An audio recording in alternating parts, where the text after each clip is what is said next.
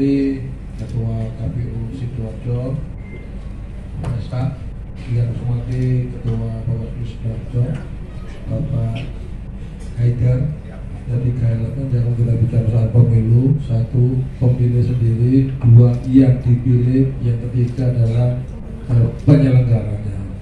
Penyelenggara sendiri juga itu ada tiga, yaitu KPU, Bawaslu, satu lagi DKPP, Dewan Kehormatan Pengawas Pemilu. Tapi penyelenggara pemilu, tapi di Sidoarjo nggak ada ya. Itu hanya pusat ya. Nanti dia kalau ada masalah turun gitu ya. Kemudian disampaikan oleh pembicara, memang benar saya anggota Komisi 2 dari fraksi Gerindra. Kebetulan dapil saya juga dapil Jawa Timur 1, Surabaya Sidoarjo. Rumah saya di Desa Kedependang, Kecamatan Dandi. KPU, Bawaslu dan DKPP ini bukan ini adalah mitra kerja saya. Jadi bukan lembaga yang saya awasi, bukan, tapi ini mitra kerja saya. Kewajiban saya adalah membuat undang-undang atau legislasi ya untuk KPU, Bawaslu, kemudian DKPP, gimana caranya supaya bisa bekerja kalau di bidang kepemiluan atau elektoral ya. Kemudian ada sekalian dan para hadirin, tadi disampaikan bahwa 2024 kita memang akan menghadapi atau mengadakan pemilu. Orang bilang pesta demokrasi. Kemudian pemilu kali ini di 2024 itu adalah memang pemilu yang betul-betul serentak dalam 1 tahun. Februari 14, Februari 17 itu akan diadakan pileg pilpres, pemilihan presiden, wakil presiden, dan pemilihan legislasi, yaitu DPR RI, DPRD Kabupaten, DPRD Provinsi, DPD.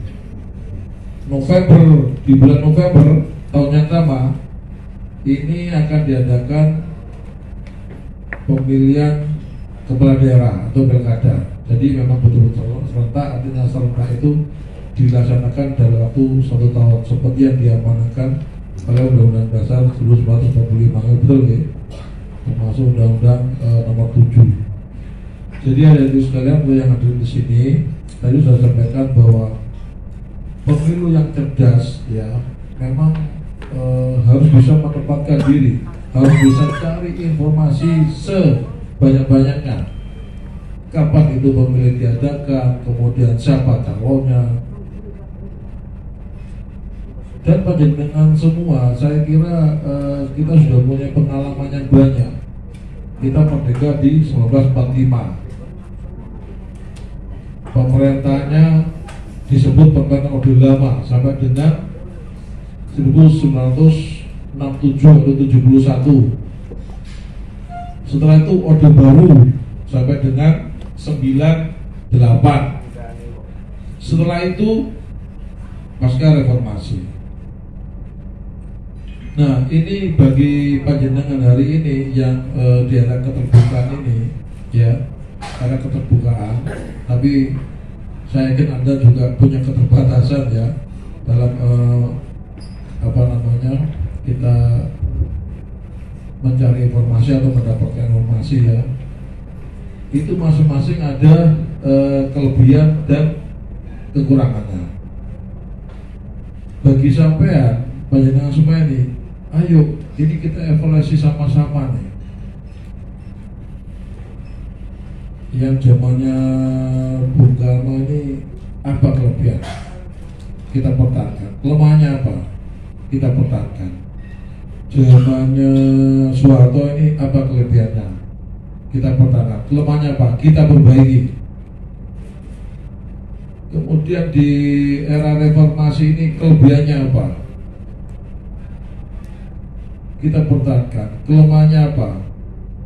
Kita perbaiki. Jadi sebetulnya panjenengan nggak sulit. Saya hanya sampaikan, ya, jangan panjenengan terjebak pada politik identitas. Nah, sudah tahu ya politik identitas ya, paham ya? Nah, itu jangan terjebak. Nah, nanti kalau panjenengan terjebak, panjenengan nanti tidak bisa berbuat apa-apa. Tadi sudah disampaikan, kita ini hari ini mulai buka mata sampai dengan tidur lagi tidak lepas dari putusan politik. Panjenengan coba hitung. Untuk itu ada sekalian panjenengan harus melek politik, jangan acuh tak acuh. Apalagi panjenengan sampai alah paling yo ngene-ngene ae gitu loh. Walaupun aku milih paling yo wis ngene-ngene, ini jangan. Rasa putus asa seperti ini panjenengan buang jauh-jauh. Tidak hanya panjenengan, orang tua panjenengan, paman panjenengan, kakak, adik. Tadi sampaikan oleh penyelenggara, ajak suruh mereka berduyun-duyun. Kedaulatan panjenengan yang satu suara itu sangat berharga dan panjenengan hargai. Ini efeknya itu sangat besar sekali kepada kehidupan kita berbangsa dan bernegara. Saya kasih contoh, ya, artinya tadi itu ya, saya tadi sampaikan, jangan panjenengan terjebak oleh politik identitas, jangan panjenengan terjebak oleh pencitraan, jangan panjenengan terjebak oleh arus yang memang pola pikir yang memang dibuat oleh orang untuk mengarahkan panjenengan ke keterpurukan di masa depan. Saya kasih contoh. Zamannya kita merdeka 1945. Ya, kita baru merdeka. Negara kita miskin, rakyat kita makan aja nggak jelas.